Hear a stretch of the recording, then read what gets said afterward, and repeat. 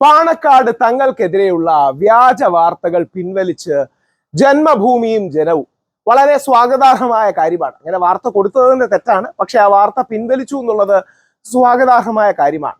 തങ്ങൾക്കെതിരെ deep fake ആണോ എന്നാണ് നമ്മൾ പരിശോധിക്കുന്നത്. മറ്റൊരു ചിത്രവും ഇന്റർനെറ്റിൽ കറങ്ങി നടക്കുന്നുണ്ട്. ആ ചിത്രവും നമ്മൾ പരിശോധിക്കുക. ഈ സുഹൃത്തിനോട് എന്താ പറയണേ, അദ്ദേഹത്തിന്റെ ചിത്രം ഇടേണ്ടി വന്നതിൽ ഖേദമുണ്ട് കാര്യം, പക്ഷേ സത്യം എന്താണ് എന്നറിയാൻ വേണ്ടി ചെയ്യുന്നതാണ്.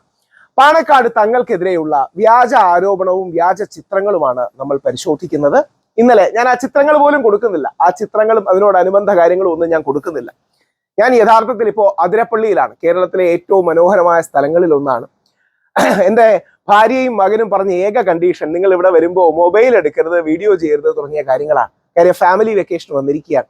പക്ഷെ പാണക്കാട് തങ്ങൾ പോലെ നമ്മുടെ നാടിന്റെ മതസൗഹാർദ്ദത്തിനും ബഹുസ്വരതയ്ക്കും ഐക്യത്തിനും സാഹോദര്യത്തിനും എന്നും സ്വന്തം താല്പര്യങ്ങളടക്കം ബലി കഴിച്ചിട്ടുള്ള ഒരു കുടുംബത്തെ അന്യായമായി ആക്രമിക്കുന്നത് കാണുന്നത് വളരെ വേദനാജനകമാണ്.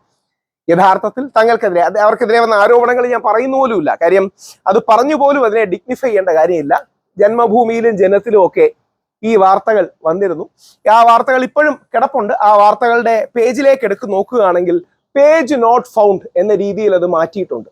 ജന്മഭൂമിയും ജനവും ആ വാർത്തകൾ പിൻവലിച്ചത് വളരെ സ്വാഗതാർഹം തന്നെയാണ്, സംശയമില്ല. പക്ഷേ ആദ്യ ഘട്ടത്തിൽ ഒന്ന് ക്രോസ് ചെക്ക് ചെയ്യാതെ അത് കൊടുക്കുന്നത് മോശമാണ്. അത് ചെയ്യരുത്. അതിന് സാമുദായികവും സാമൂഹികവുമായ ഒരുപാട് റിപ്പർക്കഷൻസ് ഉണ്ട്. ഏതെങ്കിലും ഒരാൾ, അങ്ങനെ ആരെങ്കിലും ആദരണീയനായ വ്യക്തിയെക്കുറിച്ച്, അത് ഹിന്ദു ആകാം, ക്രിസ്ത്യൻ ആകാം, മുസ്ലിം ആകാം, അവരുടെ ആത്മീയ നേതൃത്വത്തെ കുറിച്ച് കൊടുക്കുന്നത്, അതേപോലെ എടുത്തു കൊടുക്കുന്നതും വൃത്തികെട്ട പദപ്രയോഗങ്ങൾ പറയുന്നതും ഒരു കാരണവശാലും ന്യായീകരിക്കാൻ കഴിയുന്നതല്ല. ജനത്തിലും ജന്മഭൂമിയിലും ഇരിക്കുന്ന ആരെങ്കിലും ഒക്കെ ഇത് ക്രോസ് ചെക്ക് ചെയ്യണം. അങ്ങനെ ആയിരുന്നെങ്കിൽ ഇപ്പം പിൻവലിക്കേണ്ടി വരില്ല. ഇപ്പം വാർത്ത പിൻവലിച്ച് പേജ് നോട്ട് ഫൗണ്ട് ആക്കേണ്ടി വന്നത് എന്തുകൊണ്ടാണ്? അവിടെയാണ് എടുത്തു ചാടി മുസ്ലിം സമുദായത്തിന്റെ ഒരു ആദരണീയനായ ആത്മീയ ആചാരനെതിരെ അല്ലെങ്കിൽ ആത്മീയ അധ്യക്ഷനെതിരെ ഒരു വാർത്ത വന്നാൽ അത് എടുത്തു ചാടി വെണ്ടയ്ക്ക അക്ഷരത്തിൽ കൊടുക്കുന്നതിൽ ഒരു നന്മയുമില്ല. ഇരിക്കുന്ന ഏതെങ്കിലും ജനത്തിലെയും ജന്മഭൂമിയിലെ സീരിയസ് ആരെങ്കിലും ചെയ്തു എന്ന് ഞാൻ പറയുന്നില്ല, പക്ഷേ അത് ചെയ്യരുത്. അതൊരു തരം വൃത്തികേടാണ്. അദ്ദേഹത്തിനെതിരെ കുറച്ച് വ്യാജ ആരോപണങ്ങൾ വന്നു. അതിനെതിരെ ശ്രീ പി കെ കുഞ്ഞാലിക്കുട്ടി അടക്കം മുസ്ലിം ലീഗ് എന്ന പാർട്ടി അടക്കം കേസും മറ്റുമായിട്ട് പോയിട്ടുണ്ട്. അവർ പോലീസിൽ കംപ്ലൈന്റ് കൊടുത്തിട്ടുണ്ട്. അവരതിന്റെ ബാക്കി കാര്യങ്ങൾ നോക്കിക്കോളും.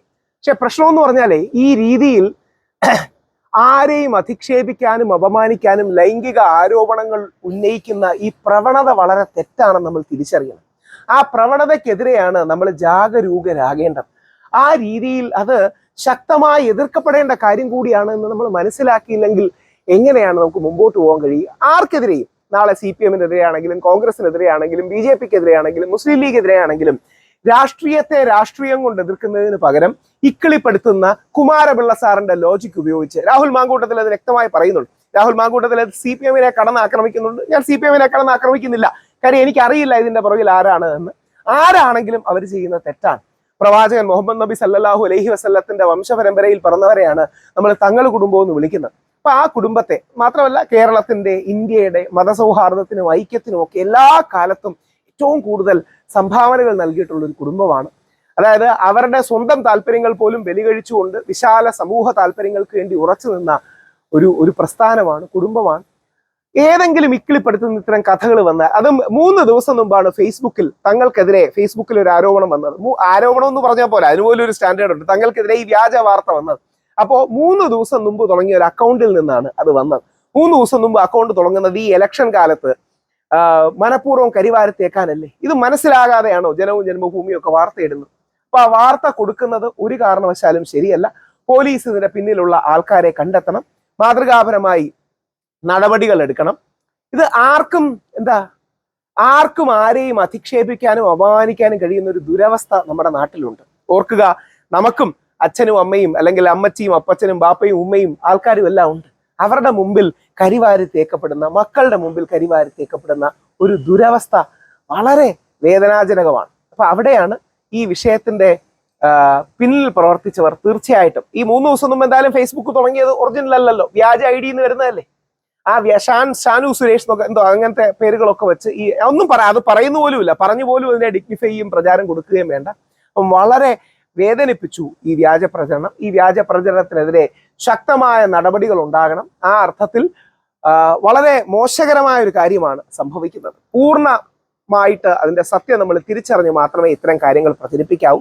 മാധ്യമങ്ങളാണെങ്കിലും ഈ രീതിയിലുള്ള പ്രചരണങ്ങൾ ഏറ്റെടുക്കരുത്. അത് രാഷ്ട്രീയമായതുകൊണ്ടല്ല, രാഷ്ട്രീയത്തിന് അതീതമായി നമ്മൾ കാണുന്നവരാണ് പാണക്കാട് തങ്ങൾ കുടുംബമാകട്ടെ, അല്ലെങ്കിൽ ക്രിസ്ത്യൻ പള്ളിയിലച്ചന്മാരാകട്ടെ, അല്ലെങ്കിൽ നമ്മുടെ ആത്മീയ നേതൃത്വമാകട്ടെ, ഭാരതകേസരി വന്ദത്വനാഭനും ശിവഗിരിയും ഒക്കെ അങ്ങനെയുള്ള ഒരു നേതൃത്വമാണ് നമ്മൾ കാണുന്നത്. അപ്പോൾ വളരെ വിഷമം തോന്നി. ആ വിഷമം എക്സ്പ്രസ് ചെയ്യാനാണ് ഈ വീഡിയോ ചെയ്യുന്നത്.